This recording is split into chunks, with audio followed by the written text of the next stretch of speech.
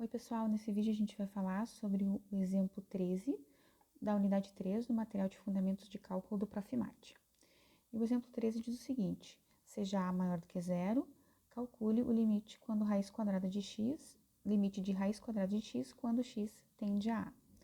Então, antes de qualquer tentativa de justificativa e cálculo, a gente precisa ter um candidato que é limite para verificar se de fato este é o limite procurado, né? Então, percebam que se a gente seguir a mesma lógica lá dos limites de polinômios, o candidato natural de resposta para esse limite é o raiz quadrada de A. Uma vez que quando a gente tinha o limite de p de x, lá quando x tendia a A, isso era p de A. Então, a gente vai tentar justificar essa nossa intuição de que esse limite deve dar a raiz quadrada de A. Então, a gente define a função f como sendo de 0 a mais infinito nos reais, f de x igual a raiz quadrada de x, e o que a gente quer mostrar é que para toda sequência que eu considerar no domínio dessa função f, com exceção do ponto A, tal que essa sequência convirja para o valor x igual a A, a gente quer mostrar que, dado ε maior do que zero, existe um n0 natural maior ou igual que 1, tal que a desigualdade raiz quadrada de xn menos raiz quadrada de A seja menor que ε para todo n maior ou igual que n0. Então, a gente precisa encontrar esse n0 que justifique essa desigualdade raiz quadrada de xn menos raiz quadrada de A menor do que ε para um ε dado. Por enquanto, a única coisa que a gente sabe é que a sequência xn que eu estou considerando, ela converge para o valor A. Para iniciar, a gente vai fazer uma pequena restrição sobre essa sequência xn. Essa restrição não interfere na demonstração desse resultado. Ela a gente diz que não tem perda de generalidade ao fazer essa suposição. E é o seguinte: quando a gente tem uma sequência convergindo para um certo valor A, os termos da sequência, a partir de um certo n grande, se aproximam cada vez mais de A. Então, eles podem vindo por aqui até ficar próximos, tão próximos quanto eu queira de A. A partir de um certo n, isso vai acontecer. Então, o que a gente vai impor é que todos os nossos xn termos dessa sequência estão dentro do intervalo A menos A meios, A mais A meios. Então, o valor máximo de todos os termos da sequência vai ser 3 meios de A, e o valor mínimo de todos os termos da sequência vai ser A meios. Então, todos os xn da nossa sequência pertencem a esse intervalo. Observem que como A é maior do que zero, então todos os termos dessa sequência são termos positivos, tá? E estão dentro desse intervalo. Em particular, cada um deles é maior do que A meios e cada um deles é menor do que 3 meios de A. Então,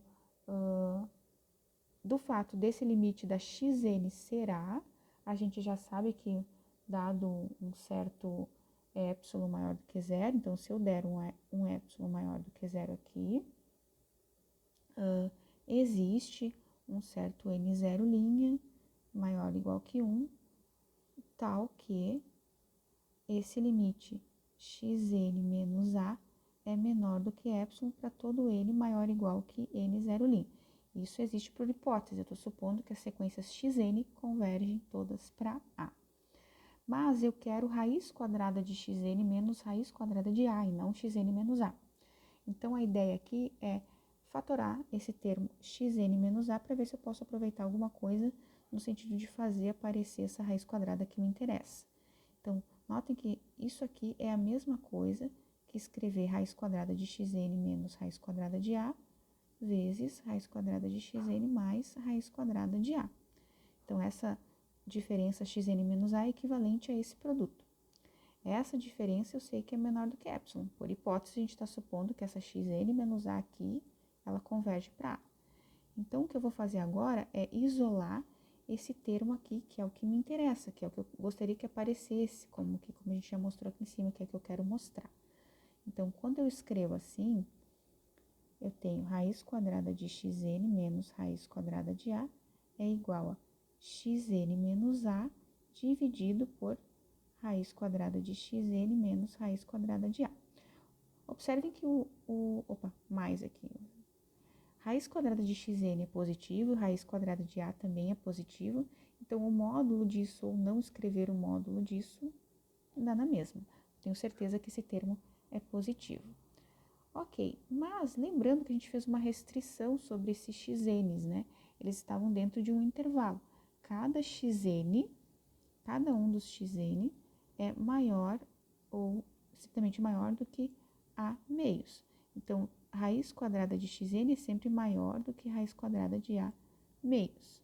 Além disso, o raiz quadrada de a também é um número, né? Então, isto aqui, em particular, é menor ou igual que xn menos a na linha de cima, e aqui embaixo seria raiz quadrada de a sobre 2 mais raiz quadrada de a. Esse número que está aqui embaixo, que depende só desse a que é dado, a gente vai chamar de b. Então, aqui eu tenho que isso aqui era menor, né? Eu botei menor ou igual, mas é estritamente menor.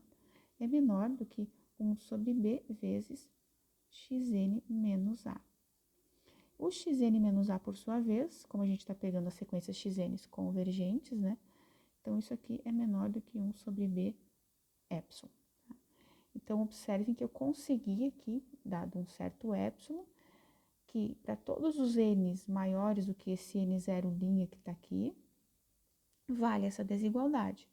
Então, o que a gente acabou de verificar foi que, dado um certo epsilon, que é igual ao epsilon sobre b lá da sequência da hipótese, existe um n0, posso pegar o mesmo n0 que a gente usou lá da hipótese, tal que, esse maior ou igual que 1, né? Tal que eu tenho raiz quadrada de xn menos raiz quadrada de a menor do que epsilon barra para todo n maior ou igual que esse n0. E isso, então, é o mesmo que escrever, então, portanto,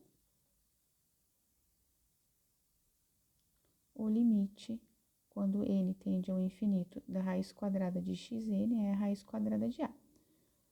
Se, para toda a sequência xn convergindo para a, eu conseguir verificar que o limite da f das sequências converge para o f de a, isso, pela nossa definição, é o mesmo que dizer que limite quando xn tende a a de raiz quadrada de x é igual a raiz quadrada de a, que é o que o exemplo deseja justificar.